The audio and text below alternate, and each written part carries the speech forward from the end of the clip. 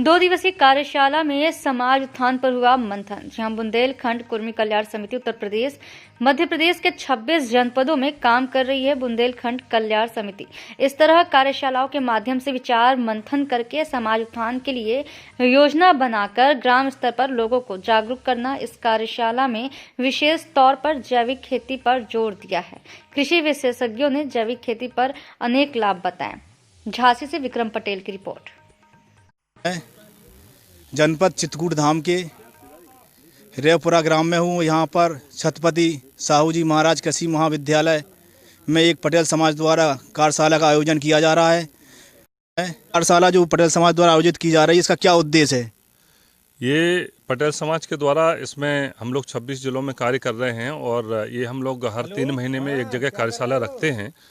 और इस कार्यशाला का मेन उद्देश्य ये है कि जो लोग सही से कार्य नहीं कर पा रहे हैं या बहुत सारी अनभिज्ञता होती है बहुत सारे कामों में, तो हम लोग एक जगह मिलके इसको एक कार्यशाला का रूप दे करके और जो लोगों को जैविक खेती के ऊपर विशेष फोकस दिया जा रहा है कि जैविक खेती पे कैसे आगे बढ़ा जाए। चूँकि पटेल समाज कृषि में बहुत अग्रणीय रहा है पहले से भी, पुरातन समय से, तो उसी को थोड़ा सा जो समय के अनुरूप जो परिवर्तन हो रहे हैं उसी के लिए ये कार्यशाला रखी गई है। और उस पर हम लोग निरंतर प्रयास कर रहे हैं किस तरह से अपने लिए ही, अपने परिवार के लिए और देश के लिए किस तरह से जैविक खेती करके हम लोग उन आयामों को छू सकते हैं जो आज इस देश की मांग है और इस हिंदुस्तान की जनमानस की आवश्यकताएं हैं। महाविद्यालय, कृषि महाविद्यालय को क्यों चुना चित्रकूट के बुंदेलखंड के? ये इसलिए चुना कि हम लोग जोन वाइज करते हैं, हर जगह हम लोग चेंज कर देते हैं। उससे क्या होता है कि एक तो वातावरण परिवर्तित होता है और दूसरा देखने को जगह मिलती है। और यहाँ पे इन्होंने जैविक का बहुत अच्छा ये कार्यक्रम लगा रखा है और जैविक पे लोग उनको इस महाविद्यालय छत्रपति साहू जी महाराज महाविद्यालय का ये पूरा फोकस भी है उसके ऊपर कि किस तरह से हम लोग जैविक को दे सकते हैं। इनका एक्सपर्टाइज भी है, 10-15 साल से ये लोग कार्य कर रहे हैं। तो एक दूसरा यहाँ पे पूरा खुला वातावरण है, मतलब मज़ा आ गया यहाँ पे रुकने में भी और हर चीज़ में। तो इसलिए इस जगह को चुना गया था कि थोड़ा सा चित्रकूट धाम भी है और यहाँ पे हम लोगों कामतानाथ के दर्शन और प्लस यहाँ की जो भूमि है वो बहुत ही पवित्र भूमि मानी गई है, इसलिए इस जगह को चुना गया है। इस समय हम कृषि महाविद्यालय में और यहाँ पर एक लेबोरेटरी भी है और लेबोरेटरी में हम ये जानना चाहेंगे कि यहाँ पर किस किस तरह की जाँचें की जाती हैं लेबोरेटरी में।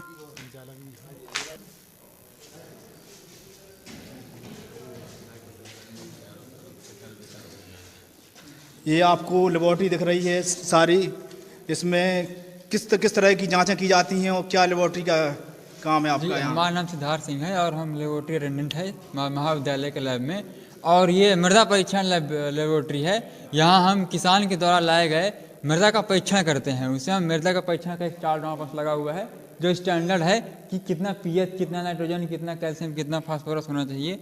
और यहाँ पास हम जितने भी किसानों का टेस्ट करते हैं वो सिर्फ जैविकता के आधार पर करते हैं, ना कि हम यूरिया या डीएपी या फर्टिलाइजर वगैरह, पेस्टिसाइड वगैरह यूज करते हैं, उनका हम टेस्ट नहीं करते हैं। सिर्फ जो किसान हमारे जैविक खेती करते हैं या अपने खेतों पर जीवामृत या घन जीवामृत अन्य कीटनाशक जैसे कि ब्रह्मास्त्र, नीमास्त्र का प्रयोग करते हैं, उनकी मिट्टी का हम यहाँ जाँच करते हैं।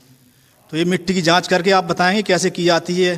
जी हाँ, बिल्कुल, हम आपको बताते हैं और इसका प्रोसेस हम शुरू से बताते हैं, क्योंकि ये प्रोसेस शुरू होता है हमारा फील्ड से ही। क्योंकि जब हम अपना मिट्टी का जो हमारा नमूना है, सैंपल इसको हम बोलते हैं, वो नमूना अगर हमारा सही आएगा तो हमारी जाँच की रिपोर्ट भी सही आएगी। अगर हमारा नमूना ही गलत हो जाएगा तो हमारे जाँच करने का कोई फायदा ही नहीं। तो ये नमूना किस समय सही रहता है लेना और कैसे लेना चाहिए, इसको क्या तरीका है नमूना लेने का? तो नमूना हम अपने खेत की जो जुताई और बुआई से पहले नमूना हम लेंगे और जैसे कि हमारा हर सीजन वाइज सीजन हम जुताई और बुआई से पहले का सीजन लेंगे और हम आपको चलिए करके बताते हैं कैसे इसका नमूना लेंगे और कैसे उस नमूने को तैयार करते हैं। चलिए फील्ड में चलते हैं। हमारा पूरा खेत है, इस खेत में हम अलग अलग जगह से 8 से 10 सैंपल लेंगे हर एक जगह से। यहाँ से हम एक सैंपल लेंगे, एक सैंपल वहाँ से लेंगे, एक सैंपल उस कोने से, एक सैंपल उस कोने से, एक सैंपल बीच से। जरूरी नहीं है कि हम एक सीधी लाइन पर चलें, अलग अलग जगह से जिग जैग मोशन पर हम सैंपल लेंगे और 8 से 10 सैंपल लेंगे और हर एक जगह के सैंपल से करीब 300 से 400 ग्राम तक का मिट्टी का सैंपल उठाएंगे। कितनी गहराई तक लिया जाता है इसमें सैंपल? हम इसकी गहराई हमने जैसे इस पर अभी इसके पहले गेहूं बोया हुआ था, तो हम गेहूं का जो हमारी जो जड़ें जाती हैं वो 6 से 8 सेंटीमीटर नीचे तक जाती हैं, तो हम इसमें 6 से 8 सेंटीमीटर तक की लेंगे। अगर हमको अगली या हमने चना बोया हो तो चने की जो जड़ें होती हैं वो ज़्यादा गहराई तक जाती हैं, तो उसके लिए हम ज़्यादा और 15 से 20 सेंटीमीटर तक कर लेते हैं। जो हमारी फसलें हैं उसके जड़ों के अकॉर्डिंग हम उसकी गहराई का सैंपल लेंगे। और अगर हमारी कुछ बागवानी फसलें हैं जिनकी जड़ें और ज़्यादा अधिक तक जाती हैं, नीम